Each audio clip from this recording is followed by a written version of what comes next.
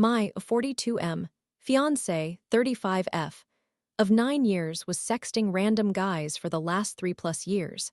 TLDR at bottom fiance of 9 years was engaging in explicit conversations with random men for the past 3+ years. If for some reason this gains traction and you, girlfriend, age 35, happen to see this, please avoid reading it or the comments, as it contains nothing you do not already know, and I do not anticipate the comments to be very kind towards you. We are engaged, but I will refer to her as girlfriend for simplicity. This will be lengthy and likely a riveting account for those who derive some sort of peculiar enjoyment while also feeling sympathy for the individual involved. I know this because I am one of those individuals. The number of times I, age 42, have come across the phrase, "I didn't think this would happen to me," even sharing them at times with my girlfriend, both of us agreeing, "Wow, we are fortunate our relationship is better than this and we do not have to face this issue," is staggering. I am genuinely in disbelief that I now have to say, and here we are. To provide some context, we met on Tinder just over 9 years ago. This is my first relationship. I entered the dating scene later than most. My first crush, when I attempted to ask her out around the year 2001, did not reciprocate. I managed it. Poorly. I worked with her, so I saw her daily. It became too painful to be around her, leading to a year or two of misery. I tried to endure as long as possible, eventually turning to heavy drugs as a means of coping, attempting to keep her unaware of the reasons behind my despair. My parents discovered my attempts at self-harm, and the guilt from seeing my mother's tears pushed me to find a way to move forward. Various psychiatric medications were ineffective, and electroconvulsive therapy may or may not have helped. I suppressed most of my emotions for 14 years or so. Although this is not particularly relevant to the current situation, I share it to illustrate that I do not typically handle these matters well, but I have matured since those days. If anyone finds themselves in a similar predicament, my advice is to distance yourself from them as soon as possible. Clarity post-crush will often reveal a "what was I thinking" realization. I essentially repeated this mistake right before meeting my current girlfriend, this time with, drumroll, another coworker. Pursuing relationships with colleagues can frequently end poorly, but I unexpectedly gained emotional maturity over the decade and a half of suppression. Upon meeting my girlfriend, we clicked immediately. She has made me happier than ever. She moved in approximately 5 years ago, and we have a wonderful daughter. We have never had a single argument in 9 years, even considering what I am about to disclose in the next paragraph. We both agree on how messed up this situation is. Until about 5 days ago, I believed everything was going smoothly. We experimented with MDMA together roughly 6 months ago, leading to improved communication and a stronger, more open connection in our relationship. Now, on to the current issue. One of our adult videos became corrupted, prompting me to ask her for her phone. We are aware of each other's passwords and frequently use each other's devices without any issues, which, in hindsight, might not have been wise on her part given the context. I couldn't find the video in the regular folder, and when I checked the locked section, I discovered a large number of videos, over 300 on her Google account of her engaging in explicit activities. I immediately confronted her, asking if she was unfaithful. She admitted to exchanging explicit messages with random men online, but insisted she never met or slept with any of them. I was in shock. I couldn't believe this was my reality. My most complete message to her expressing my feelings read as follows: "This is not a breakup, but I am in great pain. It is currently 5 a.m., and every time I close my eyes, I see the images and videos of you with these men and have racing thoughts about how I am inadequate or how I failed to treat you properly. I do not know if you are thinking or saying something like, 'Haha, my boyfriend is 10 feet away and I am in the bathroom pleasuring myself,' but that is the reality of what was happening, making me feel worthless. When you left in the car that night upset, and I had to call and implore you to return home, I told you to come to me with any issues, as I am supposed to be the love of your life, your safe space where you can share anything, just as I do with you. However, you repeatedly do not do this, leading us to the situation we are now facing. It is entirely unfair to me that while the house is in chaos and I am striving to improve our circumstances, you lie in bed enjoying yourself with your toys. While this may not seem like infidelity to you, consider it as if you met them in a hotel room, mutually engaging in intimate acts while not physically touching, but flirting and teasing each other. Doing it over Snapchat is not vastly different. You claim you would never actually meet them, but you are merely one step away, and situations like this tend to escalate. We even had discussions recently about my boss and how disrespectful his behavior was. He cheated frequently, which only adds to the pain. You were also upset with your father for disrupting your family because he could not control himself. Upon first glimpsing the pictures in Google Photos, I realized it was only a fraction of what the Snapchat data disclosed. The latest image dated back to mid-December. Had you not been caught, how can I believe you would have ceased? There were undoubtedly many images and videos after our special day, contrary to what you stated. Over 3 years is an extremely long time to engage in deceit. That represents between a third and half of our entire relationship. If it were only a month or two spent with one or two individuals, and you approached me to confess, I would be upset. But you're coming forward rather than my uncovering. It makes a significant difference. This is an issue I am struggling greatly to cope with, and it is not something I can simply forget or pretend never occurred. Had you sent me the videos, I would have felt cherished and on top of the world. Instead, I now feel like I intercepted you from sending them to the person you actually wished to send them to. I feel as though I am in a distant position, and I did not count how many men you shared them with. I know you were uncertain whether I would appreciate them, but had you simply communicated with me, you would have known. In all honesty, as you are my best friend and life partner, this has left me more heartbroken than I have ever been. I am feeling truly devastated. I genuinely believed my feelings were reciprocated. I am angry, but not as much as I expected, mostly in shock, as you were the one person I thought would never hurt me in this way. Please believe that I am not expressing this to make you feel worse. I still care deeply for you. I am no longer a teenager, and we must consider our daughter, so I am not in a suicidal mindset. You better not be either, and no self-harm is permitted. If I discover that you are causing yourself harm over this, it is over. If I did not care for you deeply, I would tell you to leave immediately, and most people would likely advise the same. However, I genuinely love you. I cannot fathom my life without you, and I have no doubt this will be one of the biggest challenges in our relationship. I am uncertain how to navigate it. I understand there are no magic words that can remedy this situation, and I believe you are truly remorseful, but 3 years of infidelity is an extraordinary amount. I do not expect much of a response, but I do not think this is something I can bottle up without harboring significant resentment. I desperately need assistance in this matter. Without you, everything collapses, so if you have any suggestions on how to progress beyond this, I am feeling quite lost at present. She is aware of my past, and I even asked her, "Do you understand how utterly devastated I would be if I found this out?" She acknowledged this, and I inquired, "In over 3 years, did you never think of me?" She replied that she did, yet still proceeded. It is so painfully harsh. She explained that it became an addiction for her and was not about the men at all. It was about how it made her feel desired and beautiful. Much of it related to a kink of hers that I expressed a willingness to explore with her 2 years ago, yet she did not articulate that desire clearly. I did not want to impose anything on her. To provide balance, not making excuses for her, it is still a monumental error on her part. I have a peculiar struggle with expressing sentiments such as "I love you," which I overcame years ago, so it is no longer an issue, or "You look beautiful / pretty / hot right now." I am unsure why, but I am working on that, and our special day has effectively made that less of a challenge. There is a knot of anger and rage residing in my stomach every time thoughts of this situation resurface, which intensifies the more I dwell on it. She is not in any danger. I still love her immensely and would never harm her. If anything, I would take out my frustration on myself if my emotions became too overwhelming. I gained access to download all her Snapchat data, at least what remained, and she provided her password willingly. The number of images and videos was staggering, approximately 1,000 intimate photos/videos, including at least one of her stimulating herself while voicing a random internet guy's name, as well as what I can only assume is a live stream of her with her mouth open and tongue out while a random internet male is pleasuring himself, among others. The disrespect is monumental.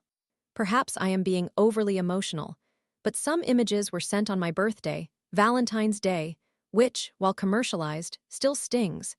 And the most painful ones came after we enjoyed family outings at amusement parks. When we returned home, she would engage in sexting with strangers. One even featured a screenshot from a video during our anniversary trip when I presented her with a key to my home and asked her to move in with me. It took me 4 to 5 years to reach that decision because I was uncertain about whether I would appreciate cohabitation and feared losing her. There are no, I don't like this, go back to your parents, but let's maintain our relationship options. To clarify, she did not send it during our trip, but it was a screenshot from a video years later showcasing her legs in a suggestive manner. I checked to confirm that none were sent during the trip where I proposed, as that would have pushed me to the edge, and I might have ended my life had there been any. Now, for the section where I seek your advice and where you may label me foolish. I am not leaving her. In fact, I still intend to marry her in about 6 months. I will either reconcile my feelings or perish trying. Here are my reasons for this decision.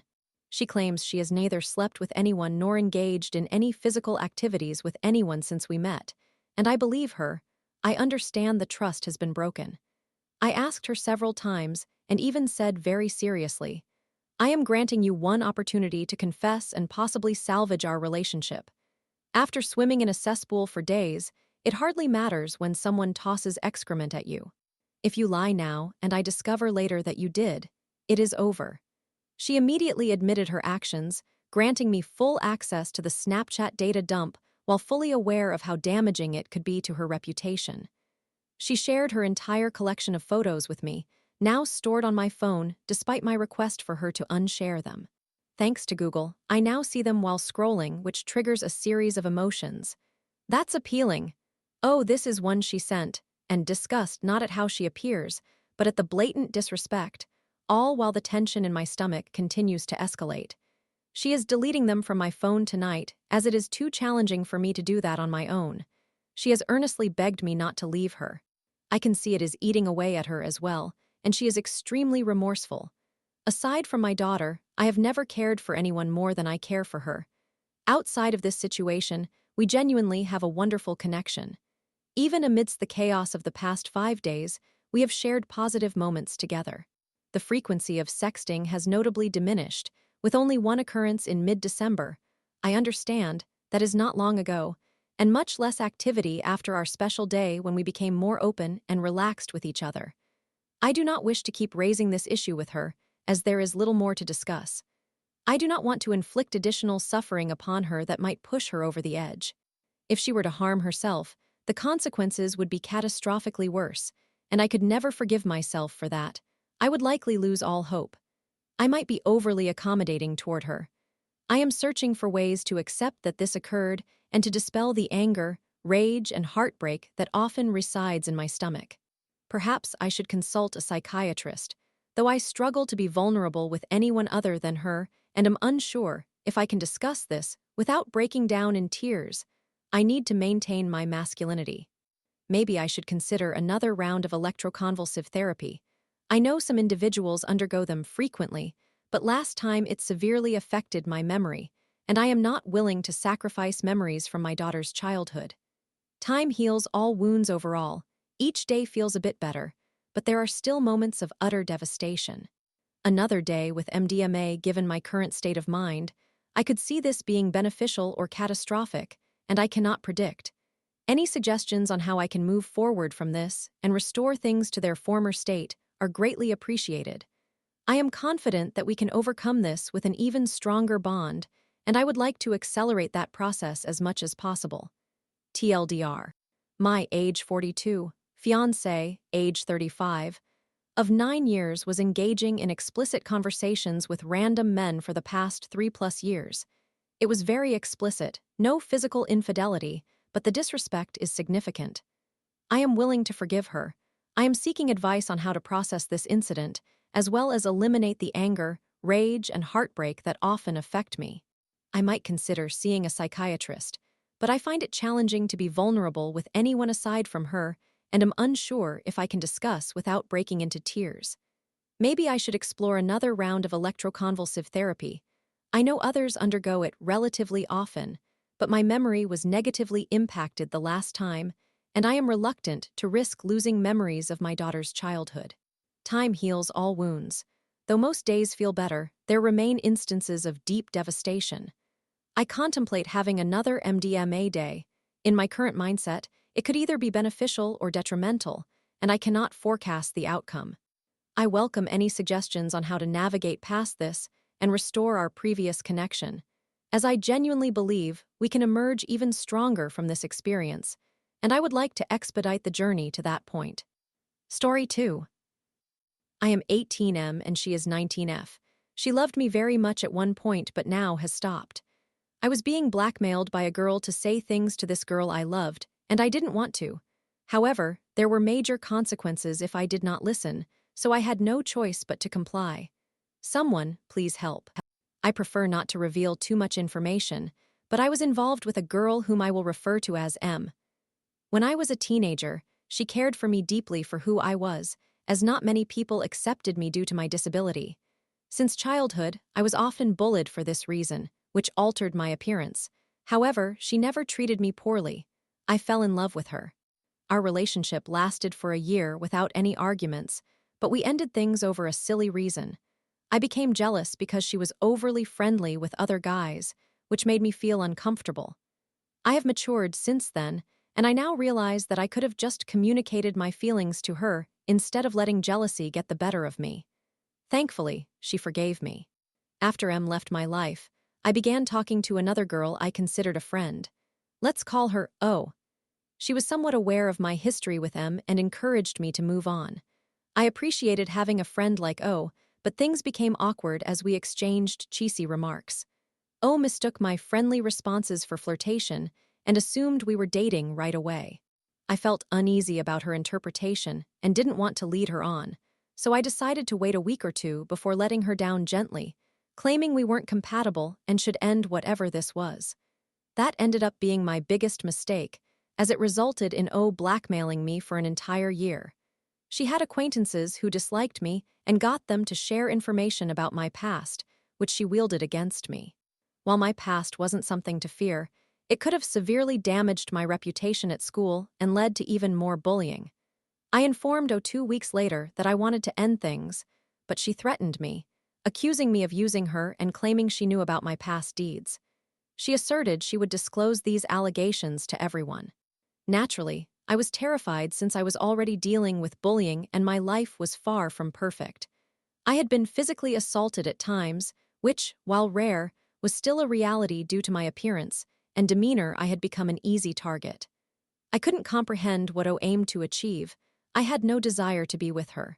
She had 5 boyfriends in the same year, all of whom she had broken up with within that same time frame, and I found it hard to be attracted to someone with such a history. The situation escalated as I attempted to argue my way out of the relationship, hoping she would tire of it and let me go. This strategy partly worked until M re-entered my life, reaching out to check how I was doing. O saw us talking at school and demanded access to all my accounts. I complied because I felt trapped and even had to tell him that I was no longer interested in her. I could sense that this devastated her. Despite the turmoil, M remained supportive, but O later informed her that I was involved with O. I did not want to disclose to M that I was being coerced, fearing it would only upset her and bring O's threats to light. It infuriated me that O shared this with M, prompting me to act indifferent to her threats. Unfortunately, on a class trip, O's toxic friends noticed me conversing with M, which led them to inform O. On that trip, I injured my foot, but instead of receiving my focus, I received a text from O asserting that she would tell the school I had solicited inappropriate photos from her and had evidence of it, claiming I forced her. This accusation was completely false and infuriated me. I understood that if this information were leaked, no one would believe me, especially given O's legitimate threats in the past. As I bled from my foot during the trip, M attempted to help me, but I pushed her away as I was aware it hurt her, leading me to retreat to the restroom to cry. I felt utterly alone, so I informed O that I no longer cared. I descended into a pit of despair, contemplating ending my own life if she exposed me to the school. Yet, perhaps, divine intervention spared me, as I found an unexpected strength within myself. I was subsequently blocked by O, but I continued to receive messages from her sister threatening me, which I also blocked. Eventually, I heard from O again through another account, but I maintained my stance of indifference and blocked her again, after which I did not hear from her again. Now, I wanted to reconnect with them and made advances toward her, believing she would be more receptive since O was out of the picture. However, O's friends began issuing threats toward me, which was disheartening. Despite not caring, I realized their actions could ruin my prospects with M. They claimed M was accomplice to their threats and that she had disclosed everything to them. I was unsure of what to believe, so I hesitated to approach M. This situation persisted for about 3 to 4 months, extending past her birthday, during which I faced threats throughout the night and was unable to wish her well. M felt hurt and betrayed while I couldn't articulate my struggles to her, fearing it would only add to her pain. When O's friends eventually ceased their harassment, I thought my opportunity had arrived, but M exhibited a strong disinterest, believing I had betrayed her by being with O. I was at a loss about how to explain my situation, fearing it would result in further loss of her respect. Unfortunately, I lost her good opinion anyway. Now that I have tried to explain, she doesn't believe me and has blocked me on all platforms. I love her deeply and feel I cannot find anyone else to love as I love her. I have promised her in a letter that I will never marry anyone else. I even composed a song for her since I play the guitar and wanted her to feel safe and supported. In my determination to improve myself, I also began Brazilian Jiu-Jitsu last year. I have been accepted into an excellent university, which I intend to attend this year. However, I am anxious about the looming A-level exams and the prospect that I may never see her again, given the lack of communication between us. I wish to at least regain her favor, but even if she decides not to be with me, I feel there might be no point in pursuing it further, as it seems she no longer thinks rationally. Currently, I see her once a week, but her response is usually to speed past me while saying, "Leave me alone" or "Get away from me." She spoke to me properly once, allowing me to express myself, resulting in both of us crying. She confessed she still cares for me, but she believes we could never be together. I recognize her anger, evident in her loud tone when she addresses me. I understand I cannot force her to converse with me, but my goal is to help her realize that I am not a bad person. I was raised with good intentions, but was forced to say hurtful things to her. To those who suggest I move on and find someone better, please refrain from such comments, as I will not heed them. You cannot grasp the depth of my understanding of her love for me. I will not be able to love anyone else the way I love her, and I fear I will remain single for the rest of my life. I discussed with my mother the possibility of remaining alone or adopting a child, perhaps a daughter, in hopes of overcoming my past fears. She accepted the idea, but she also feels regret for my situation and is upset with me about it. I did have a crush on another girl, but I ceased to harbor feelings for her, believing that if we were to date, I couldn't genuinely commit. Instead of causing anyone pain, I prefer to remain single. Recently, I attempt to talk to her during our occasional meetings outside. She is now aware of my intentions and quickens her pace to avoid me. My physical condition is deteriorating. My bones, especially in my legs, are weakening. It has become painful to walk, regardless of speed, and running to catch up with her caused significant pain in my legs. Despite this, I sprinted, but all I received was a dismissive, "Leave me alone." I felt immense pain from the bottom of my shins as a result. I plan to visit the hospital tomorrow, but my school commitments and focus on my exams restrict my ability to seek help. The prescribed medication is intense and comes with severe side effects, inducing fear and delay in my hospital visit. I desperately seek advice on how to show her that I am not a bad person. I genuinely wish to rekindle our relationship. I do not want her to find someone else. I hope to convey that I simply want to be on her good side. Please, I request kindness in your responses, as I am navigating an incredibly challenging period. My family dynamic is difficult, but I am not comfortable discussing that aspect. There is so much more I would like to express, but I struggle to do so without succumbing to tears. I hope you will understand the difficulty I face in sharing my thoughts. Story 3. I, 25F, entertained a co-worker's, 40M, flirting for 3 days, but when I tried to back off, his behavior became concerning. How do I get out of this in the most painless way possible? Hello, everyone. I hope all of you are doing well. I am sharing this from a secondary account for my own safety. Before Christmas, I exited a difficult 7-year relationship. For 4 of those years, I have been working in an environment with a significantly high staff turnover rate. As a result, despite being the youngest employee, I am the 4th longest-serving member of the team. There was one particular colleague, a 40-year-old male, with whom I maintained a friendly working relationship. However, we had never interacted outside of work since there was no reason to do so. Over the years, I observed that he held strong misogynistic views and could be quite self-centered and rude at times, leading me to limit our conversations to a bare minimum. As I previously mentioned, I have recently ended a long-term messy relationship, something this colleague was aware of. For convenience, let's refer to this colleague as John, not his real name. Once John learned of my single status, I noticed a significant shift in his behavior towards me, clearly signaling his interest. I decided to engage in some light flirting, seeing no harm in it since we were both single. Soon after I returned home from work, he sent me a message privately on WhatsApp, having obtained my number from the work group chat, and we began to flirt over text. Just 2 days into our messaging, he started requesting sex and strongly suggested that I come over to his house. I repeatedly told him that I wouldn't simply throw myself at him, which he accepted. However, in exchange for his understanding, he asked for nude photographs. After this interaction, I realized I wasn't very interested in what was happening, as it was evident that he merely wanted a quick encounter, and I began to distance myself from him. Please keep in mind that I only entertained this behavior for 3 days before deciding he was being too intense. He commented on his desire for our relationship to remain a secret from our colleagues, which suited me since I was embarrassed about our situation. However, he then began to flirt with me quite openly in front of others, which I found uncomfortable. As a result, I significantly reduced my communication with him, focusing our conversations on everyday topics rather than allowing them to become sexual, while ignoring his suggestive remarks. He started becoming impatient, messaging me late at night on some occasions, scolding me for ignoring him despite my informing him that I had university exams that week and wouldn't be available.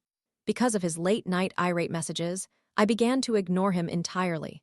Fortunately, by chance, I did not see him at work for 3 weeks. During this period, he continuously messaged me, stating that he would punish me, sexually, for my lack of response, then switching to messages filled with anger and blame. Eventually, I responded politely, explaining that I was extremely busy and did not have the time to pursue a relationship at the moment, to which he replied with more explicit messages. Once again, I ignored him. I reached out to a close female colleague about the situation since she knows him, and I was aware they had briefly dated when I first started the job. She shared some alarming information about how he had spoken to her and treated her. She never entertained John's advances back then, yet he continued to tell others they had something going on. She even informed me that he had been arrested for assaulting a partner with a fork.